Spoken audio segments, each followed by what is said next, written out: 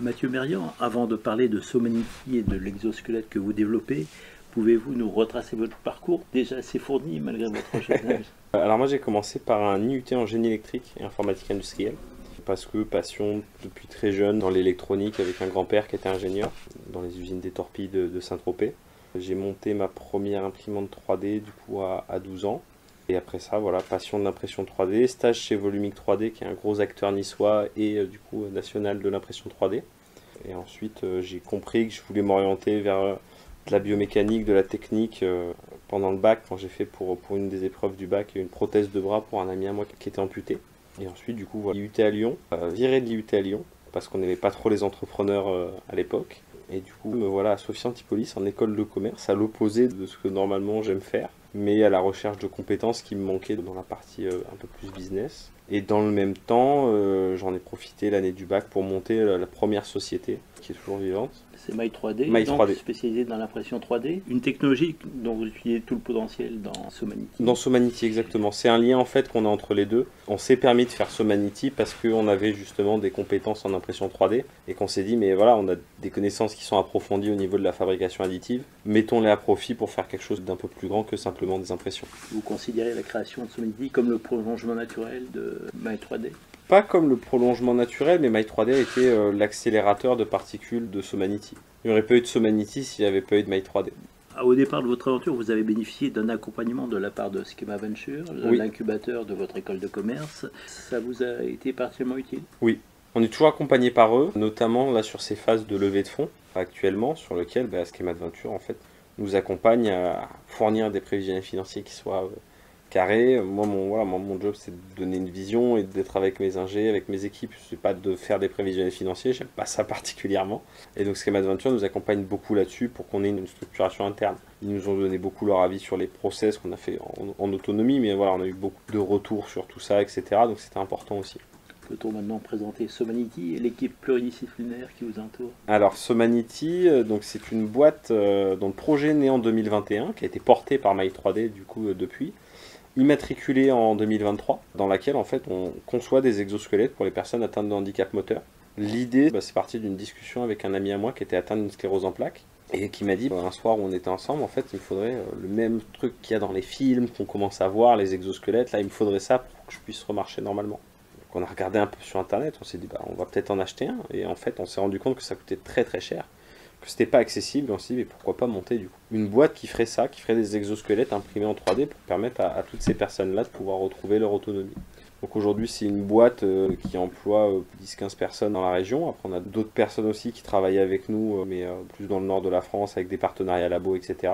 Mais aujourd'hui c'est une équipe de plusieurs ingénieurs avec bien sûr de l'ingénierie embarquée, du biomédical, etc., etc. On a deux chargés de projet qui nous accompagnent aussi pour mettre tous les engrenages dans le bon sens et que le train reste sur les rails. Puis on s'est lancé aussi sur d'autres marchés, avec notamment l'ouverture d'un marché dans le spatial, avec un accompagnement local par Safe Cluster qui nous a fait les mises en relation pour qu'on soit présenté à l'Agence spatiale européenne et au CNES. Et aujourd'hui du coup on est en partenariat avec l'Agence spatiale européenne et incubé chez eux. Pouvez-vous nous présenter votre exosquelette et son mode de fonctionnement? L'exosquelette, il faut voir ça un peu comme une armure d'Iron Man, mais beaucoup plus allégée. L'idée, c'est de pouvoir permettre à une personne qui est atteinte de handicap moteur qu'elle puisse se mettre ce dispositif sur elle. On a des moteurs qui sont au niveau des jointures que vous avez normalement dans le corps, c'est-à-dire genoux, chevilles, hanches, pour venir répliquer l'usage d'un muscle. Et ça permet du coup à des gens qui sont normalement en fauteuil roulant de pouvoir se tenir debout et de marcher. Il y a encore des progrès que vous envisagez pour améliorer le fonctionnement? Ça fonctionne avec un joystick? Pour l'instant ça fonctionne avec un joystick, vous êtes bien renseigné. Ça fonctionne avec un joystick. On aimerait à terme un fonctionnement cérébral mais non invasif, c'est-à-dire sans opération, avec une technologie similaire aux AirPods d'Apple pour pouvoir juste mettre ses écouteurs et piloter son exosquelette comme ça. L'idée c'est de simplifier aussi ça, mais pour l'instant c'est des ressources qu'on ne peut pas allouer. Faisons au plus simple et au plus fonctionnel pour nos clients et après on verra pour le reste, mais on va évoluer aussi sur les moteurs. Le rêve ce serait d'avoir un truc qui peut se mettre sous un pantalon sans se voir. Alors il existe déjà des exosquelettes sur le marché, mais ils sont particulièrement onéreux, aux alentours de 250 000 euros. C'est ça à peu près. Or vous proposez un exosquelette aux alentours de 10 000 euros. Par quel produit y arrivez-vous? L'idée c'est moins de 10 000 euros, on reste à charge. faut être honnête, c'est du reste à charge pour le patient, parce qu'on va prendre une partie avec des business models qui sont des business models qui nous sont propres, qui font partie de l'innovation, de la manière dont on distribue nos exosquelettes. Il y a le fait qu'on ait levé les principaux verrous technologiques dans un garage, sans avoir à lever énormément de fonds dès le début, d'avoir des générations de modèles de traction avec de l'autofinancement, notamment via My 3D, qui nous ont permis d'éviter de demander de l'argent aux gens. Ça, c'est la première des choses. On gagnait de l'argent, mais on n'en gagnait pas assez. C'est un peu une chance. Attention de ne pas prendre au pied de la lettre ce que je vais dire, mais on a développé un exosquelette en étant pauvre. En étant riche d'esprit, mais en étant pauvre dans nos portefeuilles. Et ça nous a obligés à redoubler d'ingéniosité, à faire des choix techniques sur des pièces qui sont génériques, à faire de l'assemblage technique sans obligatoirement mettre de l'innovation partout. Et mettre de l'innovation dans des choses qui étaient peut-être moins onéreuses que la motorisation, les cartes mères, etc. Vous cherchez également à limiter le poids de cet exosquelette. Oui. Cela est-il destiné à faciliter les déplacements des utilisateurs? Faciliter surtout la maintenance et l'entretien, puisque aujourd'hui l'exosquelette est autoportant. Donc en fait, l'utilisateur ne va pas ressentir le poids. Après, au niveau de l'utilisation de ce dispositif, la réduction du poids va aussi derrière avec la réduction des coûts, parce qu'on essaie de limiter la matière. L'impression 3D, on peut limiter le poids et limiter la matière aussi. C'est là notamment que vient s'inscrire aussi la fabrication additive.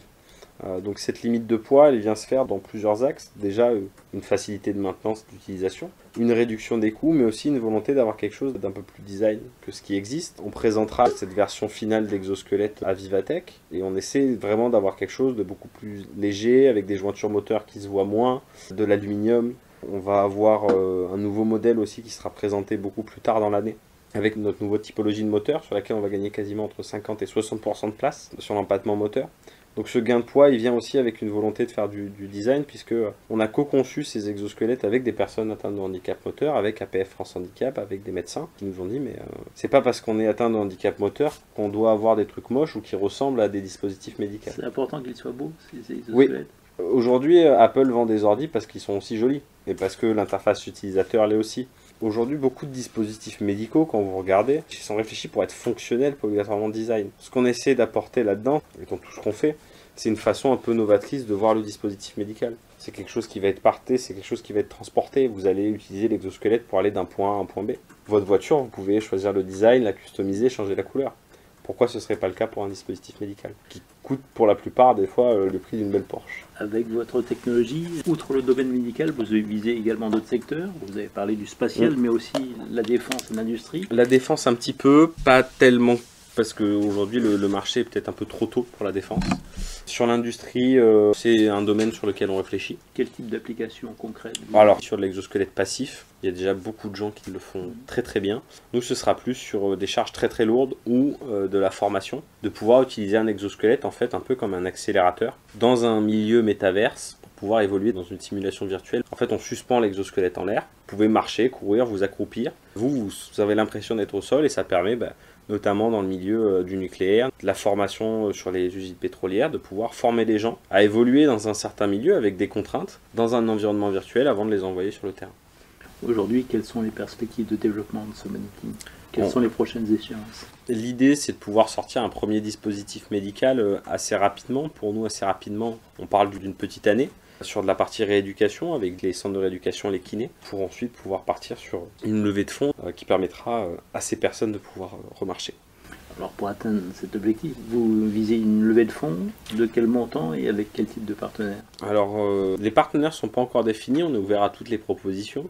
Et disons qu'on va aller chercher 3 millions. On ne sait pas encore combien on va lever précisément en equity, mais ce sera au global 3 millions d'euros, avec plusieurs partenaires. On hésite encore sur le fait de faire rentrer du corporate, parce que c'est des gens qui ont un vrai atout dans leur manche, sur une puissance de feu en termes de R&D, en termes d'équipe, en termes de RH. Mais ce qu'on cherche avant tout dans nos investisseurs, c'est des gens qui pensent comme nous, qui pensent que les dispositifs médicaux sont trop chers, qui pensent que les dispositifs médicaux ne sont pas adaptés aujourd'hui aux personnes atteintes de handicap moteur ou atteintes d'autres types d'handicap.